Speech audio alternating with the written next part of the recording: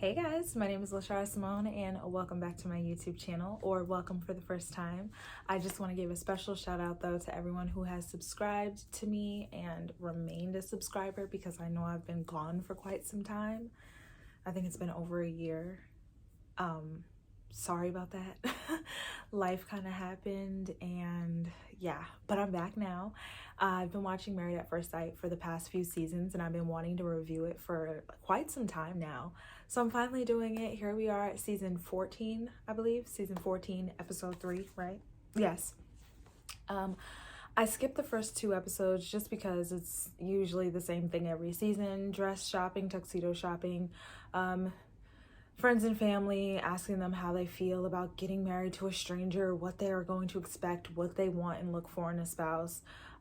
Just the weddings and the bachelor and bachelorette parties, all that stuff. So I'm just gonna go ahead and start my reviews with episode 3. And if there's anything from episodes 1 or 2 that are relevant, I will mention that, of course. But yeah, let's get started. Okay, so let's dive into the episode. I'm going to basically discuss the episode couple by couple, because that's how my notes are split up, because I think that's just the easiest way of going about it. And I'm going to start with Michael and Jasmina because they were barely in the episode, so we'll just get that out of the way. But I will say quickly, Jasmina's dress was gorgeous. It was my favorite dress out of all of the wedding dresses. And I love that Michael wore burgundy because it did so happen to be his grandmother's favorite color, so I thought that was really cute. So anyway, I really liked how his sisters gave Jasmina the breast cancer awareness pin, because that is how their mother passed away. I thought that was really sweet. As she was pinning it on Jasmina, she was like, our mom isn't just looking down on Michael, she's looking down on you too. And basically as a way of saying, like, you're part of our family now too. And I thought that was really, really sweet, because, having all those sisters, it can go one of two ways. They can be really protective and kind of side-eyeing you and giving you the "you can't sit with us" vibe, or they can just be welcoming you with open arms and saying, okay, you're one of us now. And that's exactly how they handled it. She even called her sis and all that stuff. So I thought that was really, really nice of them to do. So Michael sits down with Jasmina's mother and she asks what his intentions are. Of course, that's what all the parents do. And his answer was really good, and I do believe him, don't get me wrong, but I always feel like, what's the point? Like, I understand why you would ask, but anybody could say anything, you know what I mean? Like, think about season 9, I think it was Washington DC. I think that was season 9, and it was oh my god, what was his name? The one who was lying all the time. Like, he couldn't help himself. It was weird. I cannot remember his name. I think his wife's name was like Kima? Something with a K. I'm gonna put their names here because I can't remember. But, her family sat down with him at the reception and said, like, what's your timeline as far as sex? Like, are you trying to rush her? And he was like, absolutely not. Like, I'm moving on her time. That's not even a priority for me. Like, I'm good with whatever she wants to do. Fast forward to the honeymoon, and it was, you're my wife and you need to sleep with me. And his wife was in tears over it, because it was like, you reassured my family that you wouldn't do this to me, and now here you are doing it, and when I'm calling you out on it, you're saying that never happened. Classic gaslighting. So I don't know, every time I see scenes like that, I'm just like, how many times have we gone through the Married at First Sight process, and what someone said in the beginning is not what they're actually showing us now? But with that being said, I do honestly feel like Michael wants to work on his communication and vulnerability, but his family lets him know that that's something Jasmina needs, communication. And so I feel like that's going to be the main focus as far as their relationship during this season, is whether or not he's going to be able to do that thing that he hasn't been able to do in his other relationships, which is open up and communicate. We'll see. So anyway, let's move on to Olajuwon and Katina. They're on the dance floor. They have their first dance, and he seems to be saying all the right things, and she is eating it up like Thanksgiving dinner. Like, I don't know, from the preview of the season, it seems like Olajuwon really, really cares about the marriage. I don't know if it's for the right reasons just yet, because he seems to be preoccupied with what he thinks a wife is supposed to be. And it just gives controlling vibes. It gives, you belong to me now, so act the way I want you to act kind of vibes. But what I will say is he's saying all the right things because he's had practice with it. He admits that he was a player.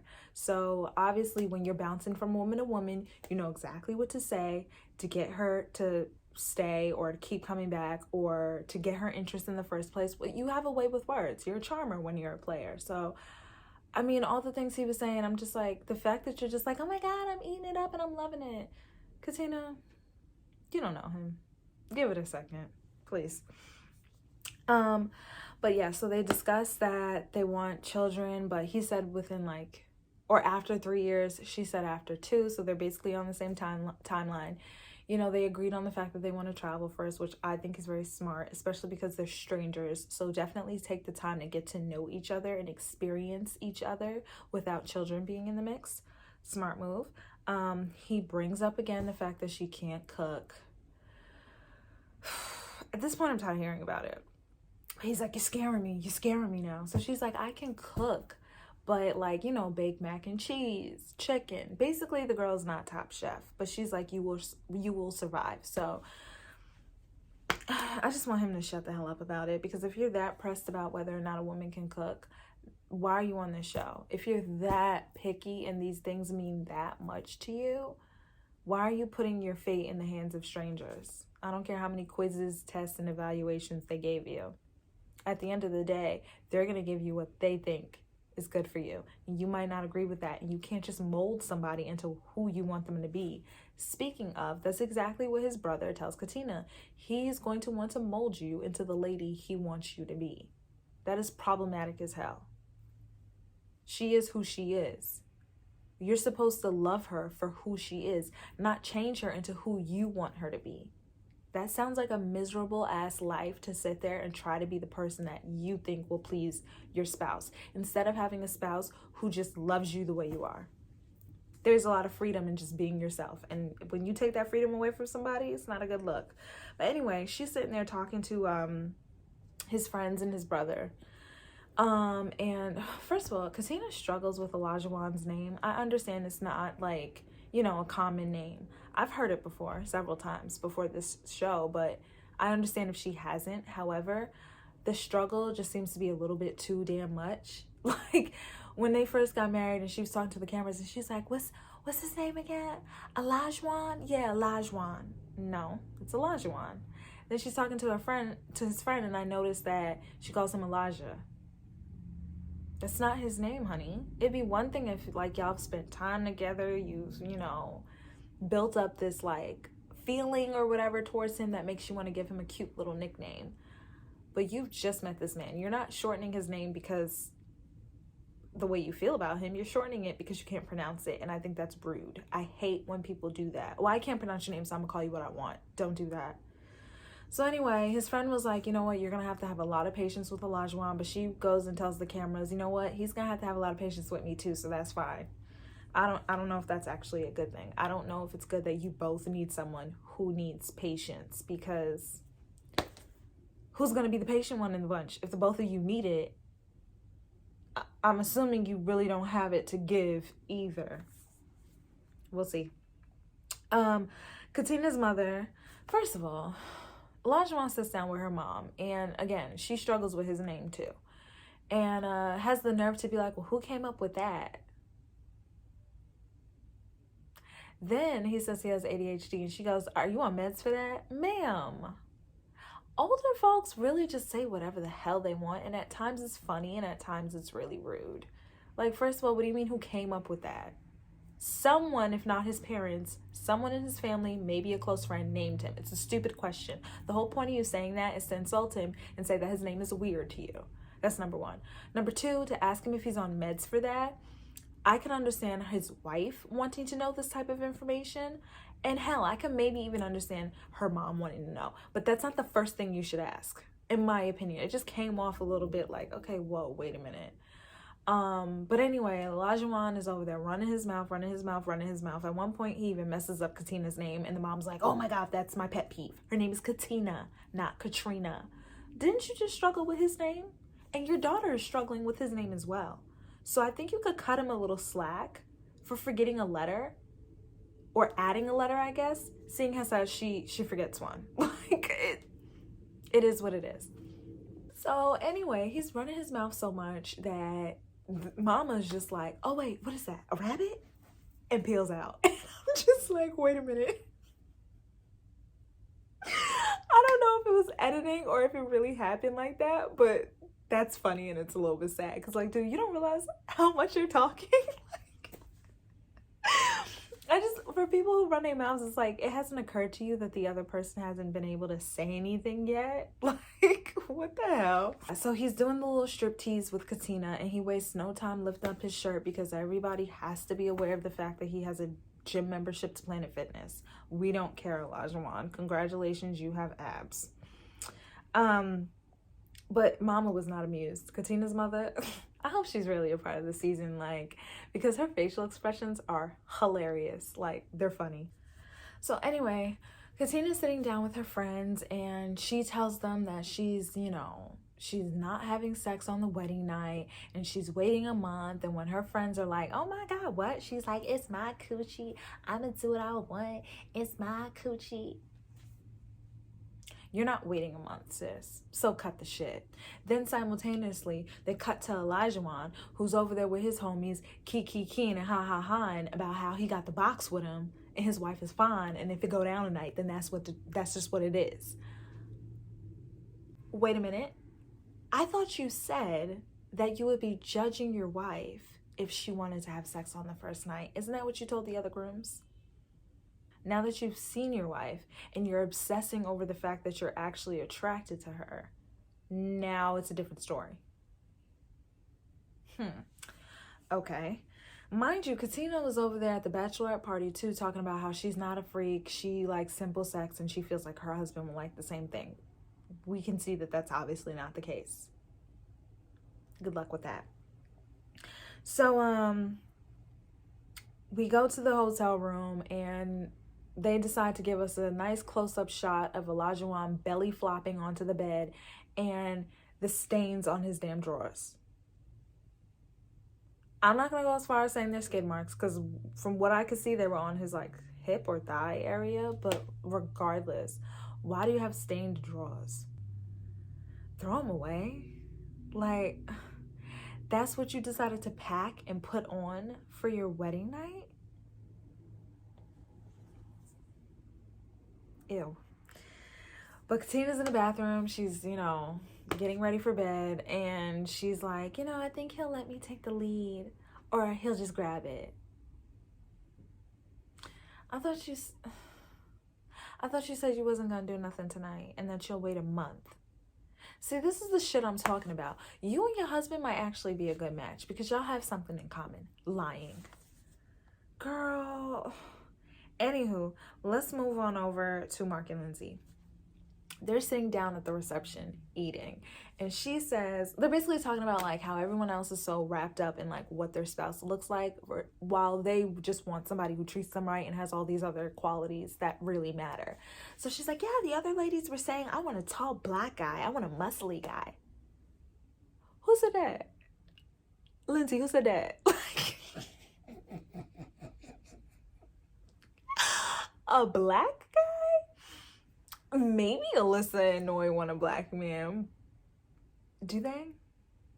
Or are you talking about Katina and Jasmina? That was really specific, Lindsay. That was oddly specific. I noticed Lindsay gravitates more towards Katina and Jasmina, so it would make sense that she would be quoting what they said. I just thought it was hella funny that she pointed out black guy. Hilarious. I mean, I too want a tall, black, muscly guy. So anyway, he tells Lindsay that he feels like she's a tough cookie, but she has layers, and she does confirm that she only pulls out her soft side when she trusts somebody, which is understandable and makes all the sense in the world. He goes over and he talks to her dad and her brother. Her father has the most dry, monotone voice ever. Like, it's annoying. It's annoying to listen to him speak. But they do some more shit talking about Lindsay, telling him how tough she is, which I get it. Lindsay is extra. She's a lot. We can see that at this point. However, this is the man she just met that she is now married to. And you keep fucking pumping him with all the negative facts about her. I don't get that. I don't know if production is behind it, but every time I see the family or the friends talking shit to, you know, the wife or the husband about their new spouse, it's like, why were you so eager to make sure they know all these negative things? And then you're putting it in their head. So now they're looking for this stuff. it just irks me. But he did clean it up a little bit, the dad, by saying she's a really nice girl and she, you know, she gives food to the homeless and all this stuff, which you could tell Lindsay is nice. Just because she's extra and does too damn much doesn't mean that she's a mean girl.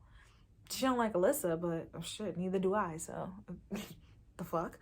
But you know, she says, oh, there's never a stranger I've met that I didn't like. I can't relate to that, so you must be a nice girl. But anywho, so, you know, Lindsay's dad immediately gives Mark the permission he asks for to marry his daughter, which there's always one groom who's like, you know, I really wish I could have asked you for permission. I get it, you're trying to be cute and all, but at the end of the day, you already married her. What permission are you getting? Like, would you gonna run down and annul it because the dad is like, actually no? Come on. But he immediately gives him the okay, gives him a big hug. The brother does too, and they say, you know, treat her right, you know, watch out for her, all that stuff. Let's move on to Steve and Noi.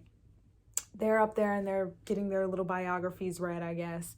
And the first thing that's on the bio is Noisy. They really keep dragging this Noisy character like it's something to write home about. Like, you would think Noisy's a dominatrix or something. Like, she's just the girl who slapped on a wig and went to the club to shake her ass. Who hasn't done that? Like, I just don't understand. I get it. Normally, she's supposed to be this quiet, shy girl. So it's like, woo, she has a wild side. Aren't all the quiet ones like that anyway? I just don't understand why they keep making a big deal about Noisy. Who cares? And, oh, by the way, I saw the after show and I said slaps on a wig and goes to the club because that's what Noi said. Her brother's a drag queen. I live for him. We'll get to him in a second.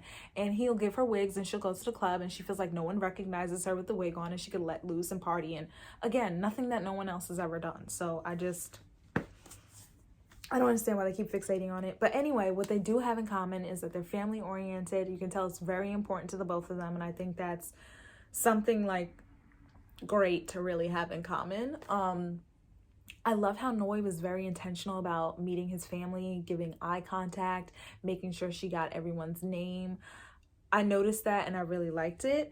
The ring pop was cute. It was adorable. You know, everybody always has their little fun, quirky thing that they add to the vows or the ceremony. Like Jasmina crumpled up her vows and did the mic drop thing. I will say though, Steve, nobody had a sandwich bag. Like, that was like a quart-sized bag that he had that little ass ring pop. I guess that's all they had, child. I don't know. But this has nothing to do with it. It is in my notes though. His brother Jeff. How you doing? Oh, he's fine. Okay. I know he's married. I'm just saying hello. So Noi finds out that he's unemployed and almost chokes on her salad. She tells the cameras, I'm not really worried about that. Your face said otherwise, boo-boo. Like, and you should be worried about it.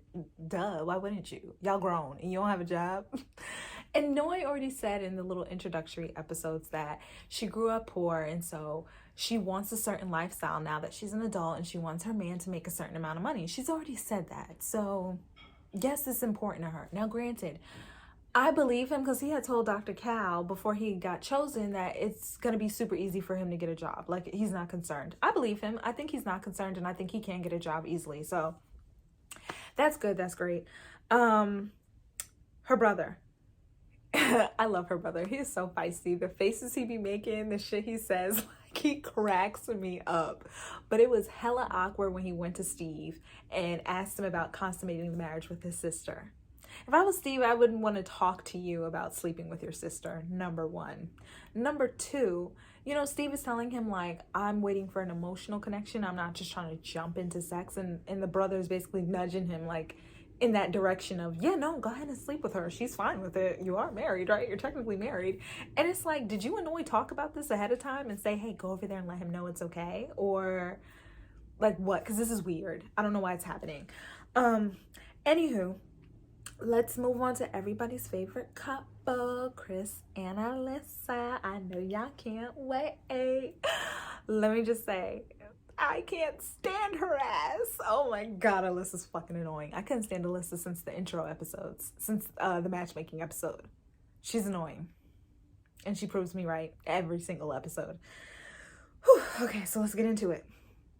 Alyssa cares way too much about looks to be on the show. Let's start there, all right? When her bridesmaids showed up the morning of the wedding, they did the whole like, oh, put your hands in and woo. And when she does it, she's like, to my husband being attractive, or whatever the hell she said. And it was like, that's your main concern? You don't care if this man treats you right. You don't care if like you have things in common. Like, I don't know, you know, like it's just, it always goes back to looks for Alyssa. And granted, yes, you want to be attracted to your spouse, duh. But the way she fixates on it more than anyone else there, it's like a clear difference between like how much that really matters to her to not notice it. You know what I mean? And then it's just like, why are you here? She even says to the cameras several times, I hope he's attractive. I hope he looks like this. I hope he looks like that. And it's like, what else? We get it. You want to be attracted to him. What else are you looking for? Like, you straight up said, I've been on so many dates and none of them have what I was looking for. Well, Alyssa, maybe you should revisit what your list is and what you're looking for. Because how did you go on so many dates and not a single person came even close? No one's going to be perfect. Everyone has flaws. Everyone has shit to work on. And you are going to absolutely find things with everyone that doesn't quite, I don't know how to explain. Like, it's going to be something that you're not going to like, right? But again, you can't find perfection. So she's picky and you can tell she's very, very particular. Too particular for this show. Mind you, on the flip side, you see Chris sitting with his friends before the ceremony and they're like, what do you think she's going to look like? And he's like, that hasn't even crossed my mind. Like, I'm not even concerned with that. And so it's just like, you can see how this is already set up to fail. So anyway, he sends her this letter and she's crying about it. But as soon as she walks down the aisle, all those tears go out the window. And it's like, if you're so unattracted to him, at least pull from that moment you felt before of, oh my God, the stuff he wrote in this letter, like it really resonated with me and I feel like he knows me already. And go back to that, because it didn't crush your mind at all that maybe I might not get the guy who's my type. I don't know. Anyway.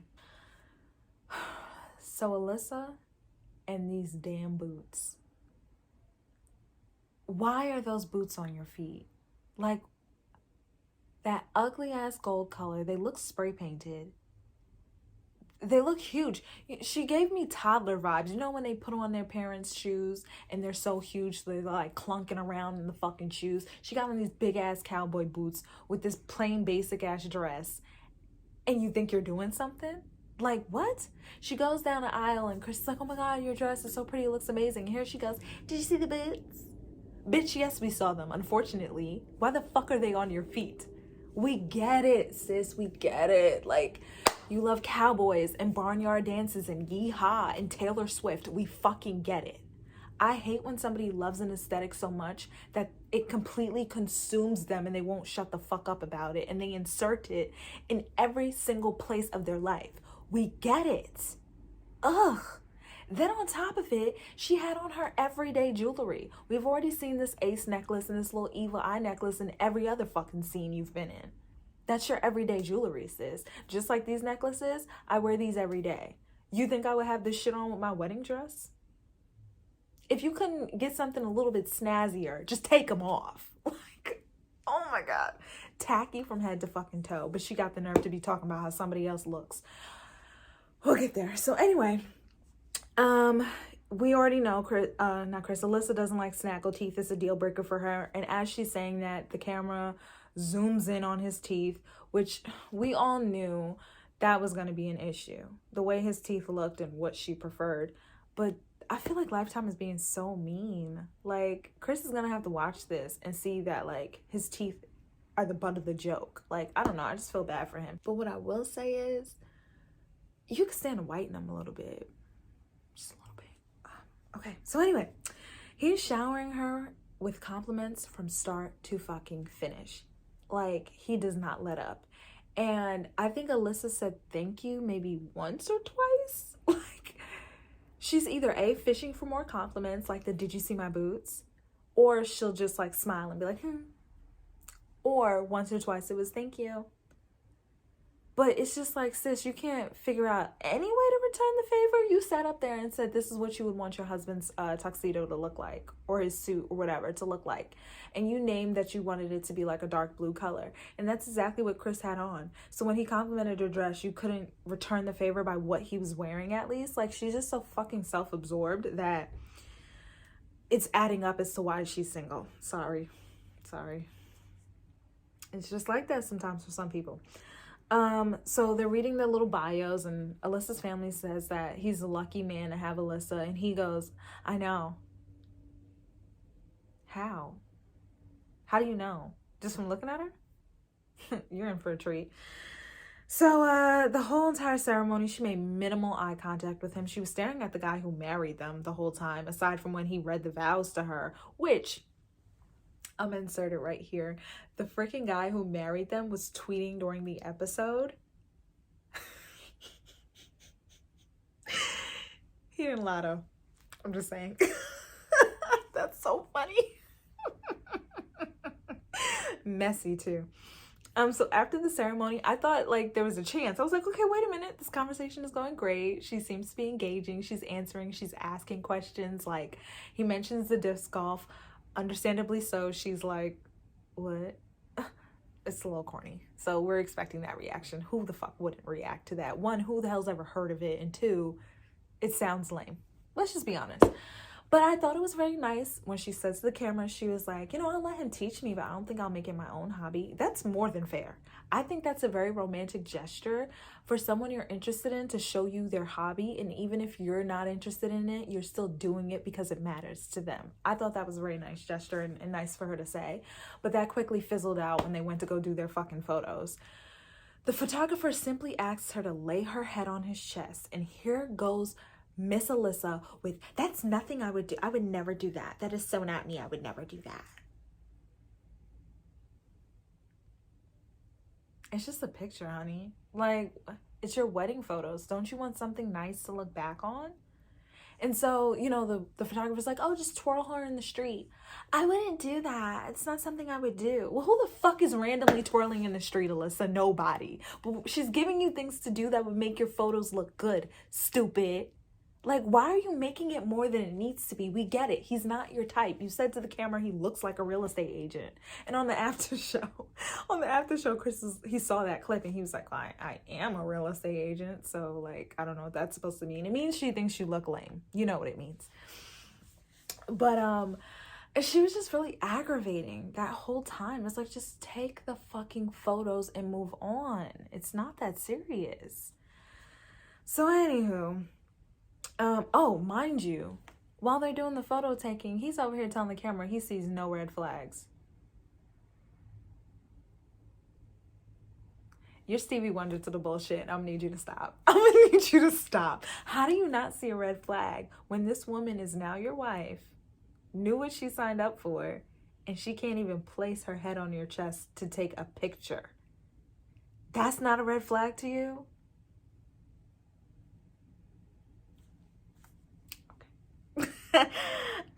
So they're sitting there at the reception eating, and it comes up of where they're gonna live or whatever the case may be, and she's like, yeah, I already told him I don't really care what he wants. That's not cute, Alyssa. Again, self-absorbed. Like, in a marriage, it's not me, it's we. But I feel like Alyssa, you know, her family's like, she's blunt, she's honest, she's direct. People who are like that, they ramp it up when they don't like you. She's being extra blunt, extra direct, and downright rude because she's not interested in him. And yet he sees not a single red flag. So anyway, she's talking to the camera and she's like, I don't know if I'll be his wife forever. Like, I just can't tell right now. Of course you can't fucking tell right now. You don't know him yet. But the fact that you're even saying this and mentioning it and bringing it up lets me know that you already feel like this shit is over before it started. Because why is your mind even there yet? You should just be focused on spending time with him and enjoying your damn wedding. So anyway, Chris's thing is to walk around the wedding, and anyone who knows Alyssa, he wants to know if he was mentioned. It's pathetic. He goes to her mother. Did she say any good things about me? And the mom is like, No. Oh, wait. Yeah, I said you're a nice guy and she agreed with me. Okay. So, she's like telling him, like, you know, when Alyssa's mad, you gotta give her space. And everyone's saying the same thing. And mind you, here comes Chris. You know, they're saying all these things, but I'm not concerned about it. I'm not worried about it at all. I can handle it. Oh, that's totally fine with me. And da da da da da da. No matter what negative thing he hears, he manages to spin it into something positive. It's not real. Like, you're not being realistic, honey. It's okay if something concerns you. That's natural. It's not going to be butterflies and rainbows. You have to know that, right? Like, she's human. There's going to be things you don't like. But you're over here pretending that there's not a single thing, not a single problem that you see. So anyway, he's talking to her friends. And they basically let him know that she doesn't usually go for nice guys. That's not her type. He takes it upon himself because the whole thing started with him saying, like, do you think she likes me? And he's literally bouncing around. Do you think she likes me? No, cornball, not what you doing that. And so the friends are like, well, yeah, nice guys aren't her type. Oh, you see my friends? They're assholes, right? Yeah, me too. I promise you, I'm just like them. She's gonna like me. She's gonna like me because I'm a dick. Why do you think that's cute, Chris? You're doing anything to get her attention, huh? He was on an after show and he said he's a masshole. An asshole from Massachusetts. A mess. Okay. So Alyssa goes to talk to his friends and they ask her what her first impression of him was, and she struggles like shit. She is struggling and managed to finally choke out, he has a kind vibe. His friends were like, it's not a good sign. Oh my god. So, you know, they warn her that he's a natural teacher and he may be condescending or overbearing, but he means well. I'm not gonna lie, everything they said sounded awful. I don't know if they were doing it to be funny because it seemed like they were smirking while they were saying all these terrible things about him. If I was Alyssa, say she did actually like him or was attracted to him, hearing all these terrible things, I'd be like, whoa, what the fuck? Just that alone, I can see how that's tough to hear. However, Alyssa doesn't like him. She's not attracted to him. So this is just an excuse for her. She takes this and she runs with it. Now, instead of it being obvious that I'm not interested because of his looks, I can blame it on this. His friend said he can be condescending. I'm not interested anymore. So, yeah, she's talking to the camera, crying about something. I don't remember. But it's very obvious that Alyssa's going to be the I don't want this on camera person because that's what she literally says. And there's always one every season. Why are you on a TV show if you don't want stuff on camera? Doesn't make sense. But she does her whole little scene at the end where she's in a separate room and Chris is sitting there awkwardly, not knowing what's going on. And the producer is like, you should probably go out there and talk to him because he doesn't know what's happening. And so she, you know, clomps out there in her big boots. And she sits down and she's like, you know, just some things were said that don't sit right with me. And it's been a long day. And I just think we need to go to sleep. And so he's like, I'm really sorry to hear that. And like, is there anything you want to know? And Alyssa says, no. Good night. You want to know why she don't want to know? Because it's her excuse to get away from you. She doesn't give a fuck. She doesn't care what the reasoning is. She doesn't want to hear you say, oh, my friends are just being jerks or they're being funny or they're exaggerating. Because he did get on the after show and said they really exaggerated it. It's just, I'm over it. Here are my predictions. I can't do it. I can't stand that girl. I can't stand her. Here are my predictions for the couples. And then I'll revisit this before decision day. Or maybe I'll revisit it again at the 1 month mark and then again during decision. We'll see.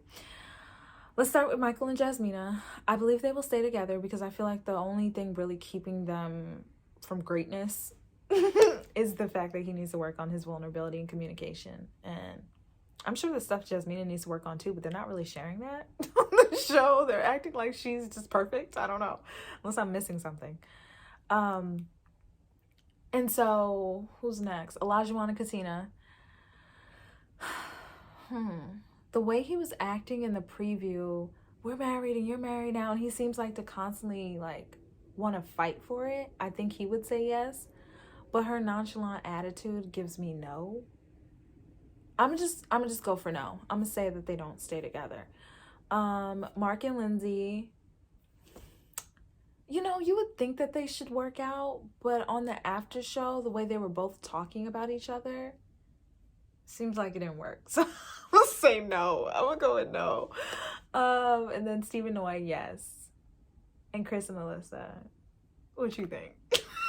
It's a hell no for me, dog. It's a no for me. So yeah, yes for Steve and Noy, yes for Michael and Jasmina, and no for everyone else. Those are my predictions. We'll see what happens. All right, so I'll be back next week, hopefully way sooner than I did this review now. Sorry. This is like my 3rd time filming it. I'm not even lying. Like, it's been a struggle. And then I can only imagine how long the upload is going to take. So, yeah. But I'll see you next week. If you like this video, please give it a thumbs up. Make sure you're subscribed. Is it this way? I hope so. If not, it's this way. But you guys, sorry, I'm a goofball. Like, comment, and subscribe, especially comment. I love talking to you guys down here. Let me know what you thought of the episode. What do you think of the couples? Do you agree with anything I've said? Do you disagree with anything I've said? Be respectful while you tell me. And I hope to see you next week. Bye.